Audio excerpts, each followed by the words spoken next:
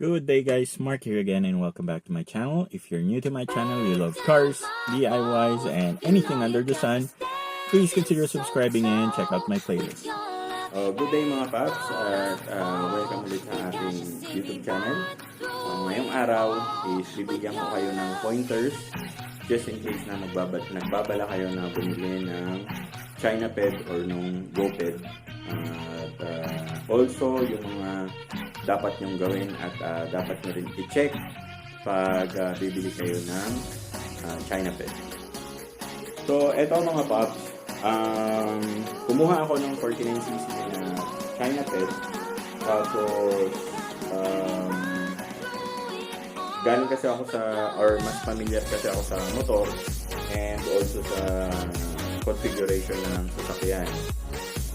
Ngayon, ito kumbaga bagong environment sa akin, pero kumbaga mas madali ito kaysa sa typical na motor or sasakyan. Ngayon, itong nabili ko is yung X5 na 49cc 4-stroke.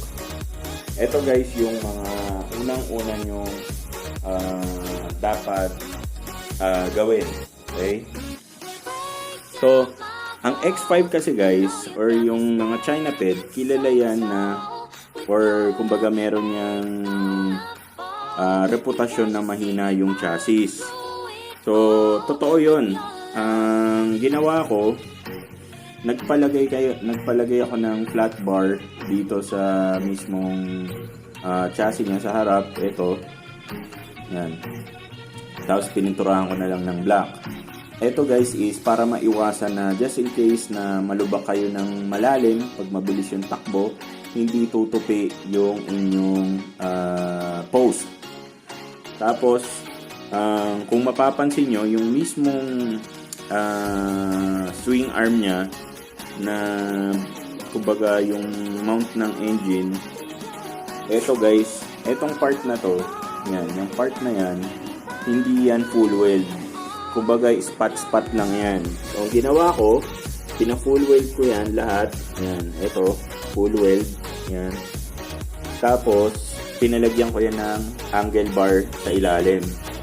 Yan, may angle bar yan sa ilalim. Okay? Tapos, yung ilalim naman nito, solid. So, wala nang kailangan galawin dyan. Pero, syempre, hindi naman lahat pare-parehas ng pagkakagawa. Pagka nagpa-reinforce kayo, make sure na silipin yung ilalim.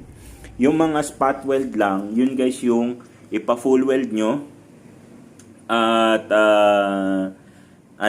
kung kailangan or mas maganda, palagyan nyo ng angle bar para mas matibay.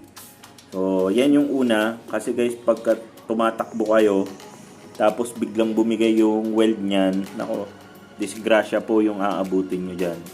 So, yun yung number 1 yung gagawin. Okay? Next, yung spark plugs nya, yung stock na spark plug nya, mabilis mapundi. Yung sa akin, pinalitan ko na agad ng iridium. Tapos, pag babiyahe kayo, lagi kayo magdala ng extra na spark plugs. Okay? Next, eto guys, hindi ito sinasabi ng mga binibilhan.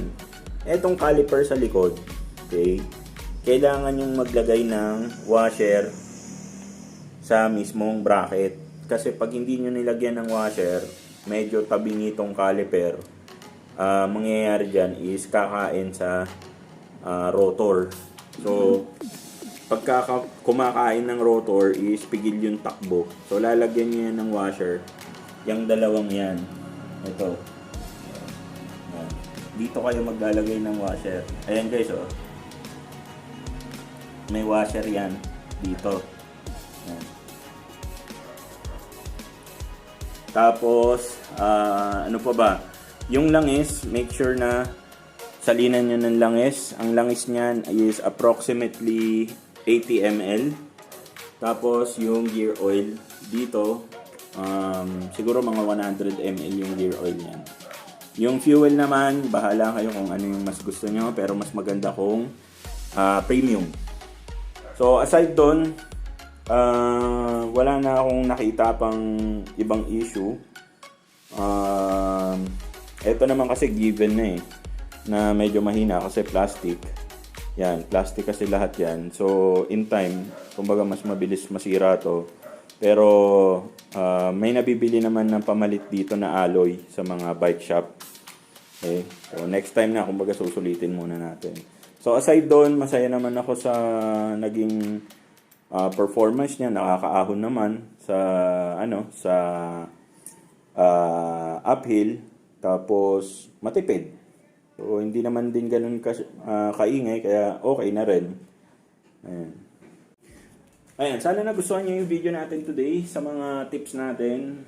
At yun, kung plano nyo bumili ng Chinaped, make sure lang na i-check yung mga sinasabi ko. At also, syempre kung meron kayong makita na mas magandang quality ng chassis na parehas yung price, then yun na yung bilhin nyo. Pero kung wala na kayong makita at wala naman choice, is make sure na pa-reinforce nyo yung inyong chassis nung inyong Chinaped para na rin sa safety ninyo at yung syempre yung commuters, kasi pagka kumalas yan, syempre hindi lang naman kayo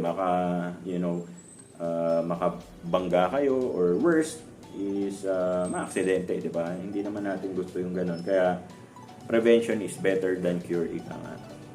So yun lang, maraming salamat. And that's it for me today, guys. Hope you liked the video. If you did, please give this video a thumbs up. At kung hindi pa po kayo nakasubscribe, hit nyo na po yung subscribe button. Again, Mark nga pala ulit. And kung kailangan nyo po ng parts and accessories ng inyong sasakyan, link po sa description section below. Once again, Mark nga pala ulit. Maraming salamat po sa pagsama sa akin today, and hope to see you guys on our next video.